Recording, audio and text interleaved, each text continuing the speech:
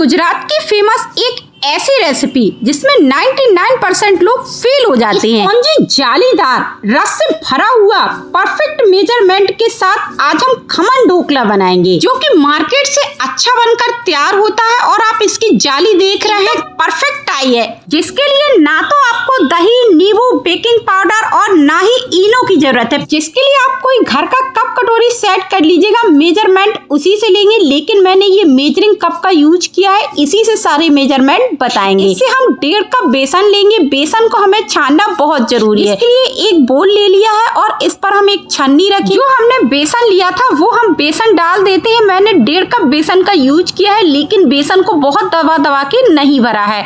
इसे हम इस तरीके से छानते हैं तो इससे ना बिल्कुल भी बेसन बाहर नहीं गिरता है। बेसन को छानना बहुत जरूरी है, इससे बेसन ऐरी हो जाता है। इतनी तैयारी करके मैंने साइड पे रख दिया है। एक और बोल ले लिया है। जिस कप से मैंने बेसन को मेजर किया था उसी कप से हम पानी को मेजर करेंगे। जितना हमने बेसन लिया था उतना ही हम पानी लेंगे, इसीलिए आप बेसन को बहुत ज्यादा दबा के मत भरिएगा, वरना आपका मेजरमेंट डिस्टर्ब हो जाएगा। 1.5 कप पानी लिया था, थोड़ा सा पानी मैंने अभी बचा लिया है, आगे यूज करें। टेबल स्पून का यूज किया है, इससे हम 3 चम्मच भर के चीनी डालेंगे। यदि आप 2 कप बेसन ले रहे हैं तो 4 चम्मच कर दीजिएगा। उसी स्पून से 1 स्पून के करीब नमक डालेंगे, परफेक्ट होगा, कम ज्यादा की जरूरत नहीं है। उसी स्पून का वापस से यूज करेंगे। इधर लिया है मैंने साइट्रिक एसिड, इसे नींबू का शहद भी बोलते हैं। ये मार्केट पर आसानी से मिल जाता है। ये मैंने 1 चम्मच से थोड़ा कम डाला है, 1 चम्मच का 3 हिस्सा। थोड़ा सा हींग जरूर डालिएगा टेस्ट के लिए। 2 पिंच के करीब हल्दी, इससे रेड स्पॉट नहीं आएंगे यदि आप इस स्टेज पर डाल देते हैं। बहुत ज्यादा डालेंगे तो रेड स्पॉट आएंगे। और सारी चीजों को अच्छे से हम मिक्स कर देते हैं जब तक चीनी और नमक अच्छे से ना घुल जाए। मेजरिंग कप की मैंने 1/3 वाली स्पून का यूज किया है। इससे हम 2 स्पून भर के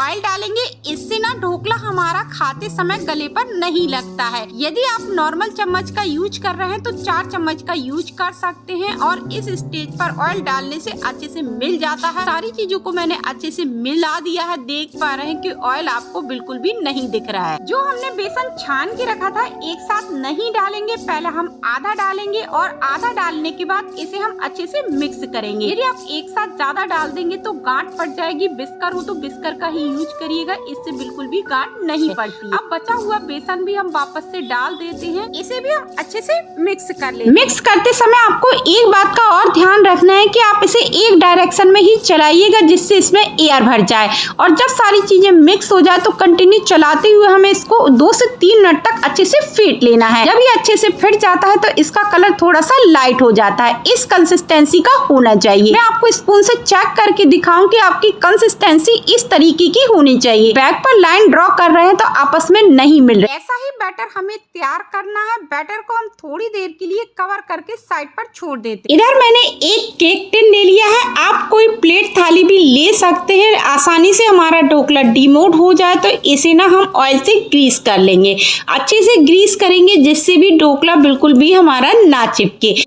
अगर आपके पास स्टीमर हो तो वो ले सकते हैं, लेकिन हर किसी के पास स्टीमर अवेलेबल नहीं होता है। तो मैंने एक कढ़ाई ली है, 2 ग्लास के करीब पानी डाला है। जो भी स्टैंड हो तो वो रख दीजिएगा, नहीं है तो आप कोई कटोरी ले सकते हैं और जिस मोल्ड पर बनाना हो वो रख के देख लीजिएगा। ये थोड़ी नीचे घुस रहा था तो मैंने एक छोटी कटोरी पर पानी भर के रख दिया है और इसके बाद मोल्ड को हम रख देते हैं। इसे कवर करके पानी को उबलने के लिए छोड़ देते हैं। अब तक बैटर ने हमारे अच्छे से आराम कर चुका है और हम चेक कर लेंगे कि कहीं बैटर हमारा थिक तो नहीं हुआ है। कंसिस्टेंसी एकदम परफेक्ट है, ऐसे ही रखेंगे तभी ढोकला परफेक्ट बने। 1 टीस्पून का मैंने 1/3 हिस्सा भरा है, 1 हिस्सा छोड़ दिया है। खाने का सोडा लेंगे, साथ ही हम पानी डाल देंगे 2 से 3 चम्मच के करीब। इतने पानी में सिर्फ मेरा 2 चम्मच के करीब पानी बचा है। बेसन पर डिपेंड करता है पानी कितना लगेगा।